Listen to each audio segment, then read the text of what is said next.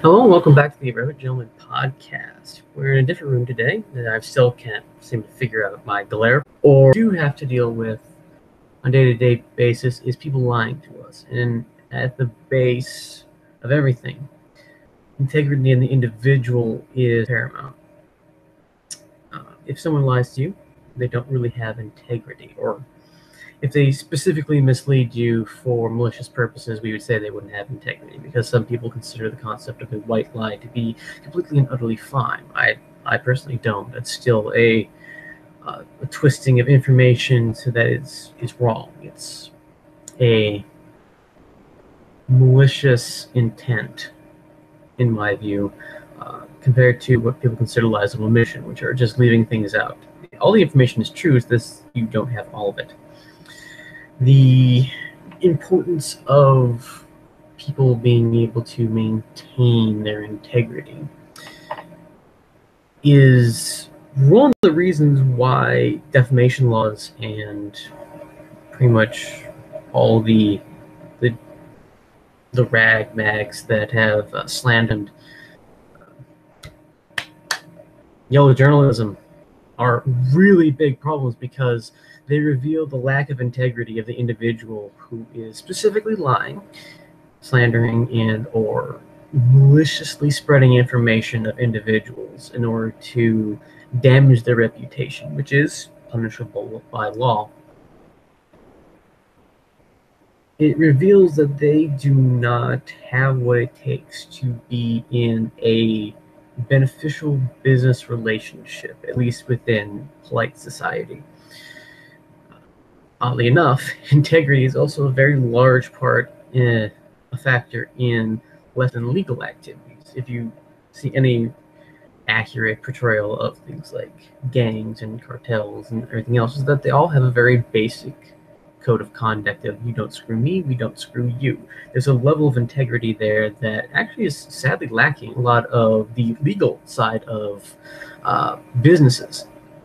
It's probably because the lack of integrity usually isn't enforced with violence in legal society compared to having people end up in the morgue in the criminal side of things. So the basic concept of having having a trustworthy or a reliable source of goods, information, and just comradeliness, allies. That's the term I'm looking for. Having reliable and trustworthy allies has been a desired amount of. Has been desired by a lot of people throughout history, from kings and warlords and everything else to just basic businessmen down on the street, corporations and unions and all sorts of other things, is to have a set of individuals working with them they can trust and have the integrity to maintain that trust. So while integrity in and of itself may be a very amorphous blob of information, special laws or special rules from their lawyers to say that, oh yeah, we're going to be selling this moderately expired food. It's still safe to eat. It's still easily used for human consumption, but it is past its recommended sale date.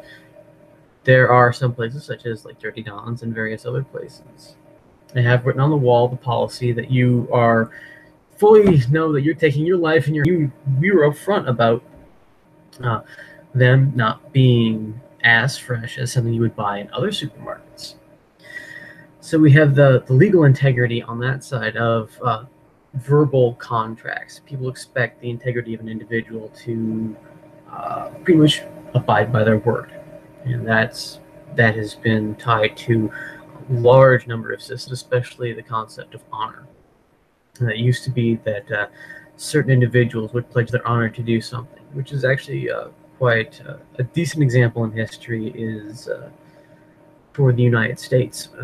6 or so days ago, the U.S. had the 4th of July, the celebration of the independence from Great Britain, specifically from George III.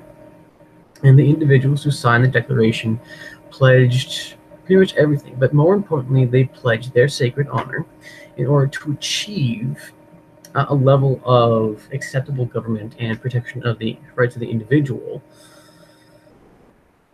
as their goal. They pledge to make a set of means to restore their honor, as best shown within samurai society.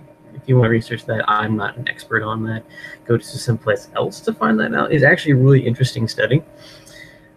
Or research one in a position of power who specifically misleads you, despite the fact that you're fully aware it's misleading, to be in a place that's going to dictate or at least heavily affect your day-to-day life. And if not your day-to-day life, your life as a whole. It might be anything as new interstate taxes or new tolls, and if you don't pay, but it'll affect it during your travel plans and various other activities, especially if you have stuff that's going to be shipped out, then you have to apply how much it costs to ship things by truck between states. And if you want someone who doesn't have integrity, it's definitely not a desirable situation to be in. It's like finding someone that you hate in gym class or in what I do with it. And you absolutely deep down know that they hate you and will take every single advantage they have in order to screw you over. That, I need you to feed and water it. Did that in the moment you lose integrity or the moment you lose trustworthiness, it's very hard to get back. There's some people who somehow manage to be absolutely untrustworthy and yet still be able to manipulate their way back into people's lives and be accepted within the community again and again and again and again and again. Well, that is a masterful manipulator. That's not what you want in regards to long-term business goals. Like I mentioned when I first started off, the embezzling within a company is not good for the bottom line. If they're skimming off the top, and you have to pay workers, pay rents, and maintain equipment, you can get. You really do. Yeah. While being a freelancer has its advantages, all require a good level of trust. And then all of a sudden they disappear with your work. You're out. It could be anywhere from, if it's one of those little writing things, it could be anywhere from $15 to, that's more of a factor of where you live and cost of living. But in the US, $5,000 is maybe 5 months rent, depending on where you live, combined with the need for food. The jobs are down to maybe 3 months worth of rent in a very small apartment, not including stuff like car payments, utilities, a whole bunch of other economic factors going to steal from somebody else in order to benefit the store. While some people might think that's a very, very good trait to have, most would think it's a liability. I can't have you stealing something from my store because that's one, that's breaking the law. Two, that's more product that I could be using to get more income, and if I have more income and cost of maintenance does not rise, I can raise the rates at which I pay my workers, or I can improve something that makes it a lot easier for work to be done, and it feeds back into itself. And you're doing something that's going to end up not only hurting you in the long run, but also hurting business in the long run. You're not going to be hired because you're a liability. Liability in that you find it acceptable to break the law in the day-to-day running of the business. And even not even the day-to-day running of the business. Every so often you're going to steal from the person who's providing you income. That's not smart at all. Well, entrepreneurs have always been everywhere. The safety of the good. You expect the product to work or the food to be good when you purchase it. You don't expect it to be spoiled. You don't expect it to be festering maggots. You don't expect it to fall apart in your hands. You expect a certain level of integrity for the knife. It's sharp. I sharpened it, and it doesn't. It's rusting surprisingly quickly, and you can see where some of the construction is different, and it's very roughly done. I expected it to be a bit worse. So the integrity was just a little bit more for where I purchased this from, because the quality is just a little bit better than I was expecting. Well, for another place, I was expecting roughly this quality. I actually got worse quality. One of them was it didn't even have an edge on it. I was at least expecting even a moderately crappy edge. But instead, I got I could run the back of this blade, and it would not cut me. The cheap knife, and that one by $2 to $3 was a significant amount. But it was of better quality than I was expecting, and I was expecting somewhere between that one and the dagger that I purchased. And I got varies based on the integrity and the trust that they have with me. So if they claim best product ever or high quality product, and I go to them and I expect high quality, and I purchase from them, spend a decent amount of money, and get the roughly the same ratio of quality to price. So fast and cheap is going to be it's not going to be very high quality, and there's a whole little triangle thing. But either way, anyone who tries to maintain a level of integrity and trust with your individual or with the individual clients and customers.